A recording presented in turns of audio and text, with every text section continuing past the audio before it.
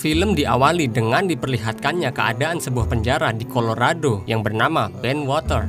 Di situ terlihat ada seorang pria yang sedang membaca buku. Pria itu bernama Ray Breslin. Saat di dalam ruangannya, Breslin diberitahu oleh tetangga sebelahnya bahwa seseorang yang bernama Jax dan rekan-rekannya akan menyerang Breslin esok hari. Ketika saatnya tiba, Breslin harus langsung berkelahi dengan salah satu gangster yang menguasai penjara tersebut. Kemudian Breslin terpaksa dimasukkan ke dalam ruang isolasi akibat perbuatannya. Saat berada di ruang isolasi, dia terus meneliti setiap sudut ruangan yang dia lewati.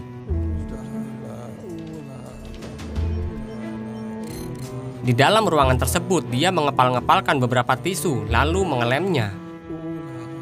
Kemudian saat jam makan tiba, dia sempat bertanya kepada salah satu petugas terkait pukul berapa sekarang. Setelah diberitahu pukul berapa, Breslin perlahan mulai menghitung dan tiba-tiba di luar penjara, sebuah mobil meledak setelah seorang wanita pergi meninggalkan mobil tersebut.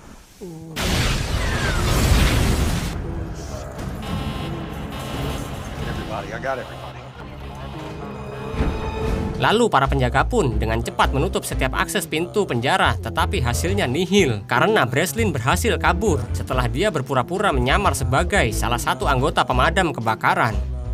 Dan kemudian Breslin dijemput oleh rekannya termasuk wanita yang meledakkan mobilnya tadi.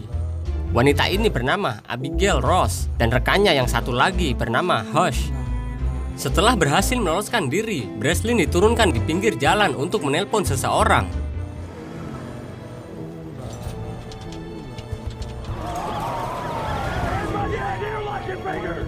Breslin kemudian ditangkap dan dibawa kembali ke penjara bersama seorang pria yang bernama Lester Clark. Di situ, Clark memperkenalkan dirinya kepada kepala sipir penjara kalau dia dan Breslin berasal dari perusahaan yang bernama BNC Security, perusahaan yang bergerak di bidang penguji keamanan penjara maksimum nasional. Mereka disewa oleh Biro Jasa Federal untuk memaksimalkan setiap keamanan penjara. Kemudian kepala sipir bertanya kepada Breslin bagaimana dia meloloskan diri. Lalu Breslin memberitahu 3 hal tentang caranya untuk meloloskan diri. Hal yang pertama, mengetahui tata ruang. Lalu yang kedua, mengerti rutinitas.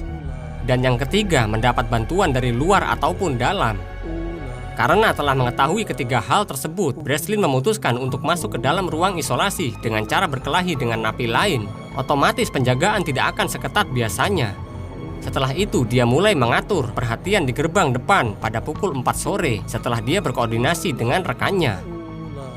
Sebelum Breslin melanjutkan, kepala sipir penjara itu bertanya kembali bagaimana cara mendapatkan kode keamanan. Breslin menjawab, "Kau mempunyai susu coklat yang sangat enak." Di dalam kotak susu tersebut terdapat sebuah plastik transparan dan Breslin menggunakannya untuk mengetahui 4 nomor kode keamanan yang akan penjaga masukkan untuk mengeluarkannya. Setelah mengetahui kode tersebut, dia hanya menunggu pertunjukan berlangsung dan keluar dari penjara sebagai pemadam kebakaran. Mendengar hal tersebut, kepala sipir benar-benar terkesan dengan cara Breslin meloloskan diri dari penjaranya. Dan di situ, Clark juga menjelaskan bahwa selama bertahun-tahun Breslin telah meloloskan diri dari 14 penjara seperti ini. Akhirnya pekerjaan Breslin telah selesai dan dia pun langsung kembali ke kantornya. Setelah berada di ruangannya, tidak lama Ross memberitahunya bahwa akan ada rapat bersama salah satu kliennya. Saat masuk ke ruangan rapat, di situ ada seorang wanita yang bernama Jessica Miller. Di sana, Jessica merasakan sangat kagum dengan pekerjaan yang Breslin lakukan, termasuk karya buku-buku miliknya.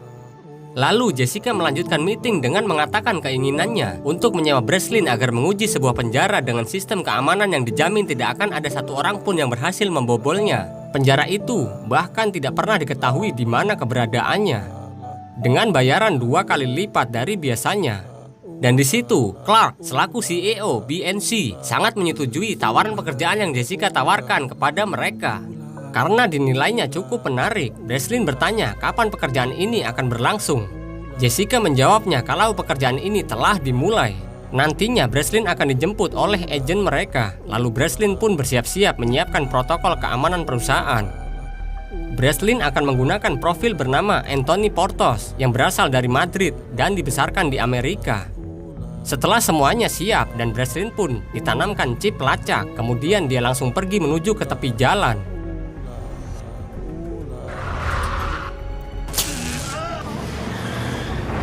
Ternyata mereka mengetahui kalau Breslin ditanamkan sebuah chip pelacak.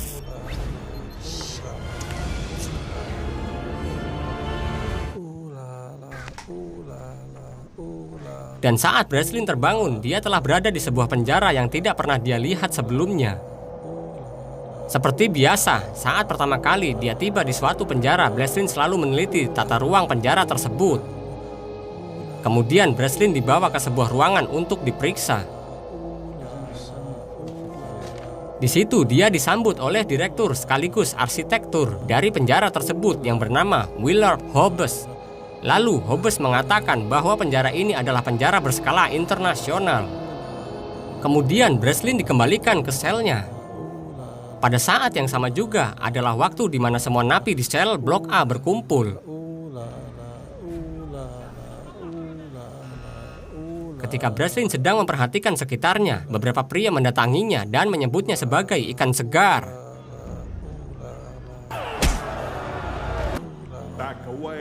Saat Breslin mendaratkan satu pukulan, seorang pria tiba-tiba meminta semua orang berhenti. Kemudian pria itu mengajak Breslin menjadi temannya dan memperkenalkan dirinya. Di situ Breslin tidak membalas jabatan tangannya karena dia tidak bisa percaya begitu saja pada seseorang yang baru saja dia temui. Sepertinya Rothmeyer telah mengetahui siapa itu Breslin yang dia panggil sebagai Porthos. Hari demi hari, Breslin mulai terlihat dekat dengan Rothmeyer yang selalu berusaha mendekatinya.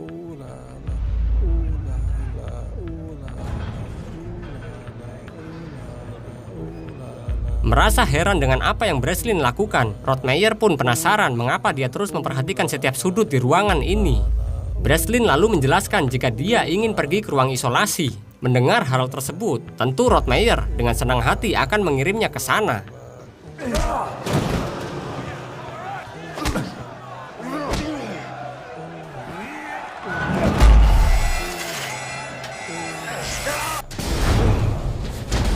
Di penjara tersebut, Breslin benar-benar tersiksa. Dia harus disoroti oleh sebuah lampu dengan pencahayaan yang sangat tinggi yang membuat mereka tersiksa.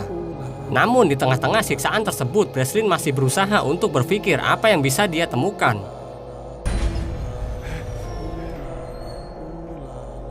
Setelah dirasa sudah cukup, mereka pun akhirnya dikeluarkan dari ruang isolasi tersebut.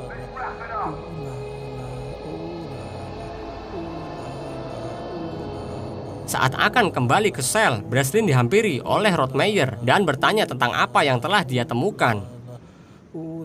Breslin pun hanya terdiam, kemudian dia mengatakan jika dirinya membutuhkan sepotong logam, dan apabila Rothmeyer bisa membawakan logam tersebut, maka dia bisa mengeluarkannya dari penjara itu. Rothmeyer pun setuju dengan apa yang dikatakan Breslin, dan dia langsung berkata kepada para penjaga untuk segera mempertemukannya dengan Hobbes. Pada saat Rothmeyer telah bertemu dengan Hobbes, Hobbes memberinya waktu selama 10 detik untuk berbicara. Lalu Rothmeyer meminta sebuah kertas dan pulpen untuk menggambarkan sesuatu.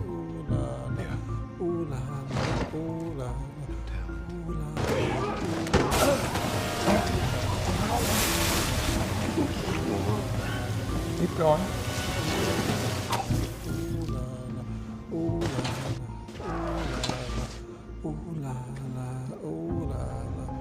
Kemudian Rothmeyer kembali bertemu dengan Breslin untuk menginformasikan apa yang dia ketahui.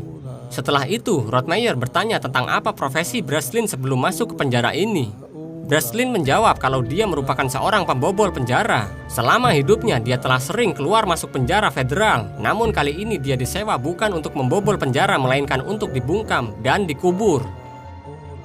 Lalu dia mengajak Rothmeyer untuk merencanakan aksi kabur mereka. Di situ Breslin memberitahunya tentang 3 hal, yaitu tata ruang, rutinitas, serta bantuan dari luar dan dalam. Dia juga memberitahu tentang beberapa akses yang mungkin bisa membawa mereka ke permukaan, termasuk ruang isolasi. Breslin menjelaskan kalau dia harus kembali ke ruang isolasi untuk memeriksa ruangan rahasia yang berada di bawah ruangan, karena dia memiliki rencana untuk memfokuskan cahaya lampu ke baut aluminium yang terkait pada lantai ruang isolasi tersebut. Dengan begitu, dia bisa membuat bau tersebut merenggang dan terlepas dari posisi kelingannya. Akhirnya, Rottmeier beraksi, dan lalu dia menghampiri seorang pria Muslim yang bernama Javed.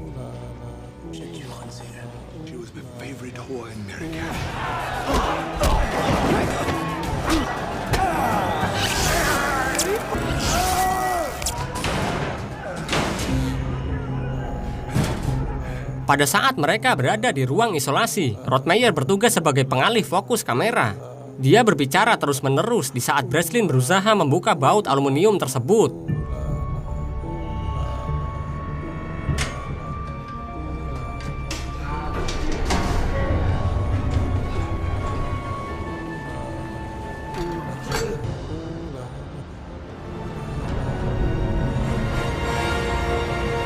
Karena tidak memiliki waktu yang cukup, Breslin pun memutuskan untuk kembali ke dalam penjara.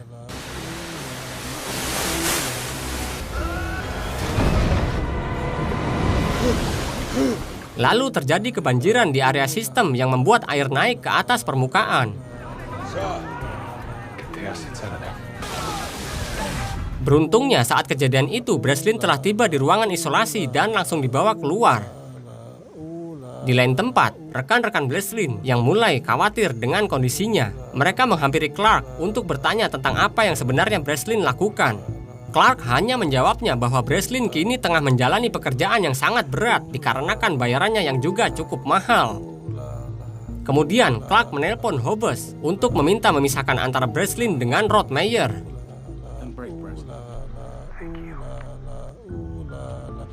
Saat Breslin tidur, mereka membangunkannya dan menyiksanya setiap harinya.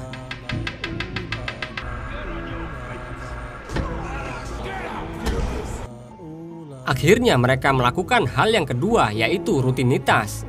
Mereka membaca pergerakan beberapa penjaga dengan beberapa tebakan. Setelah merasa cukup yakin dengan tebakan tersebut, kini mereka bergerak pada hal yang terakhir, yaitu bantuan. Breslin tidak perlu khawatir akan hal tersebut karena Rottmeier memiliki banyak sekali koneksi, baik dari luar penjara maupun dalam penjara. Kembali ke penjara, di situ Breslin mulai menjalankan rencananya. Diawali oleh Breslin yang harus pergi ke dokter untuk melakukan penjahitan lukanya. Breslin lalu berusaha meyakinkan sang dokter untuk membantunya dengan mengatakan kalau apa yang dokter tersebut lakukan di tempat ini adalah salah, tidak sesuai dengan sumpah janji dokter sewaktu dia diangkat menjadi seorang dokter. Lalu dokter tersebut akhirnya bertanya apa yang Breslin inginkan.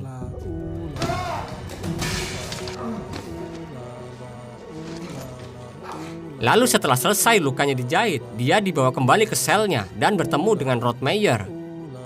Mereka berbincang sambil makan dan di situ Breslin mengatakan bahwa dia membutuhkan sebuah kacamata. Keesokan harinya, napi tersebut sudah babak belur dan terdapat lebam di matanya, serta kacamatanya sudah tidak dia pakai lagi karena kacamata tersebut telah digunakan oleh Breslin untuk dijadikan sebagai sextant atau alat pengukur derajat. Di situ Breslin menjelaskan bahwa dengan benda tersebut dia bisa mengetahui setengah lokasi keberadaan mereka. Saat Breslin dan Rottmeier tengah merencanakan hal tersebut, salah satu anak buah Hobbes tiba-tiba melihatnya melalui sisi kamera dan melaporkan kejadian tersebut pada Hobbes. Hobbes lalu mendatangi Breslin dan mengatakan bahwa kini dia sudah mengetahui siapa itu Breslin. Maka dari itu Breslin mulai kini tidak diperbolehkan berbicara dengan Rottmeier karena orang-orang yang membayarnya menginginkan dirinya tinggal di penjara selamanya. Mendengar hal itu, Breslin mencoba untuk bernegosiasi. Dia mengatakan bahwa dirinya akan menangkap Victor Mannheim bersama dengan jaringannya. Dengan syarat, Hobbes harus memberitahu lokasi keberadaan penjara ini serta mengeluarkannya. Setelah itu, Breslin kembali bertemu dengan Rottmeier dan memberitahunya tentang rencananya bersama Hobbes. Breslin kemudian meminta Rottmeier untuk meyakinkan Javed agar menggunakan sextant supaya mereka bisa mengetahui keberadaannya saat ini. Awalnya Rottmeier sedikit ragu-ragu, tetapi ternyata dia berhasil meyakinkannya. Akhirnya Javed dibawa ke ruangan untuk bertemu Hobbes. Di situ Javed mengatakan pada Hobbes kalau dia mengetahui rencana pelarian Breslin.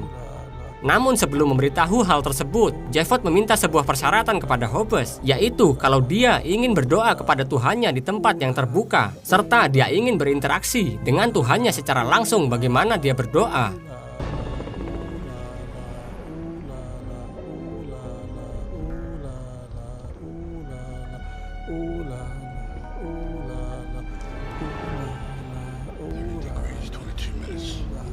Breslin mengukur sextant tersebut cukup lama. Dia memperkirakan garis bujur, posisi angin, situasi cuaca, serta pergerakan air. Dan setelah semuanya dipertimbangkan, Breslin memperkirakan bahwa kini mereka berada di lepas pantai Maroko.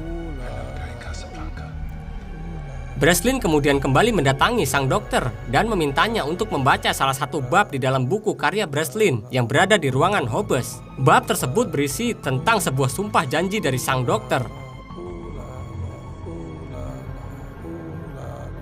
Setelah membacanya, dia langsung menyuruh penjaga untuk membawa Breslin ke kliniknya. Di situ, dokter tersebut mengatakan bahwa dia telah membaca buku tersebut dan kini dia bertanya apa yang Breslin butuhkan.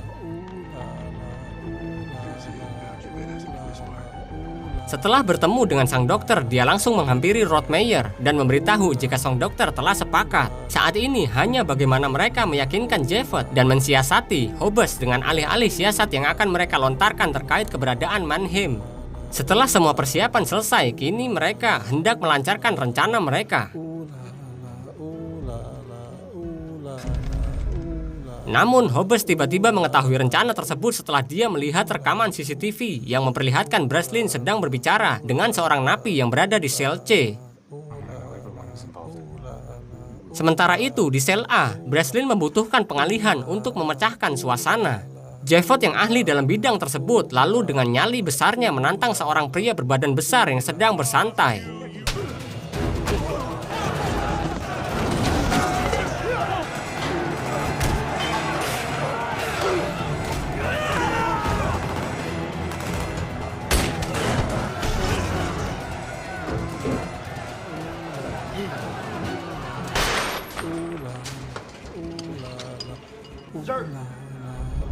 Ternyata pergerakan mereka diketahui setelah anak buah Hobbes melihat rekaman CCTV yang memperlihatkan pergerakan mereka. Tidak hanya dari rekaman CCTV, mereka juga bisa melihat pergerakan dan kawan-kawan dari sistem pelacak.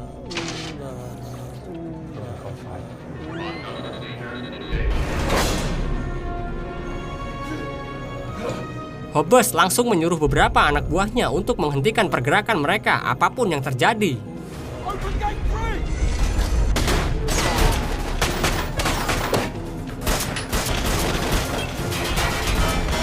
Tetapi sayangnya saat mereka hampir saja lolos, Jeffot tertembak di bagian perutnya yang membuat semua kemungkinan bisa gagal. Namun Jeffot tidak ingin rencana mereka gagal. Jeffot justru menyuruh Rothmeyer dan Breslin untuk pergi. Dia hanya meminta senjata dan meminta mereka agar meninggalkan dirinya sendirian.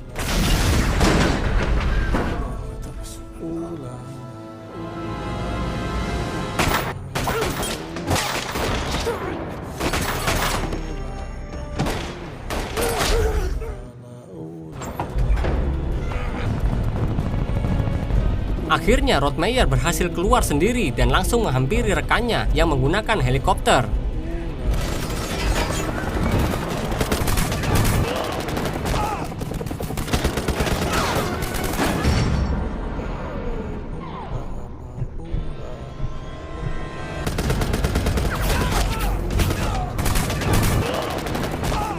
Sementara itu, Breslin berhasil memasuki sistem keamanan kapal dan menghentikan segala arus listrik.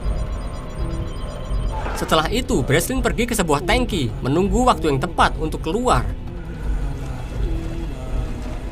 Ketika Hobbes mengetahui bahwa Breslin ada di dalam tangki, Hobbes menyadarinya kalau tangki akan otomatis membuang air ke laut saat ada kebocoran.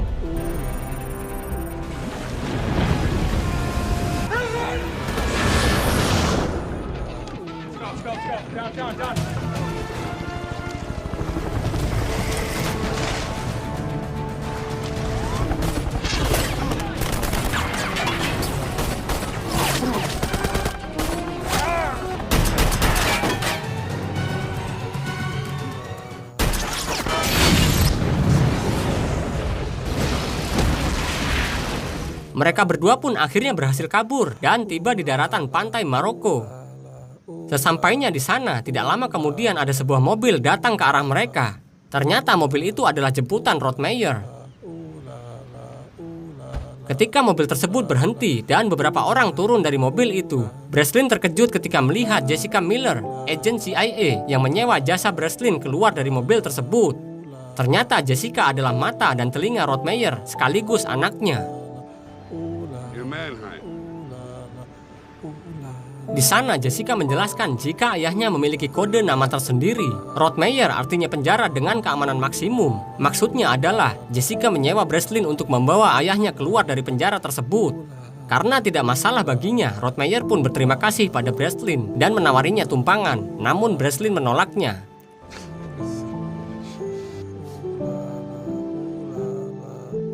Beberapa saat setelahnya, Breslin kemudian kembali ke perusahaannya. Di situ rekannya menjelaskan bahwa Clark ternyata dia mendapat tawaran menjadi CEO dari sebuah perusahaan yang disebut sebagai The Tom. Itulah alasan mengapa dirinya membiarkan Breslin pergi ke penjara tersebut. Namun meskipun begitu, rekan-rekan Breslin mempunyai taktik akan membalaskan dendamnya. Dan di lain tempat, di Miami, terlihat Clark berpakaian rapi dan hendak pergi ke suatu tempat. Saat Clark masuk ke mobilnya, tiba-tiba Hush sudah ada di dalam dan langsung membius Clark.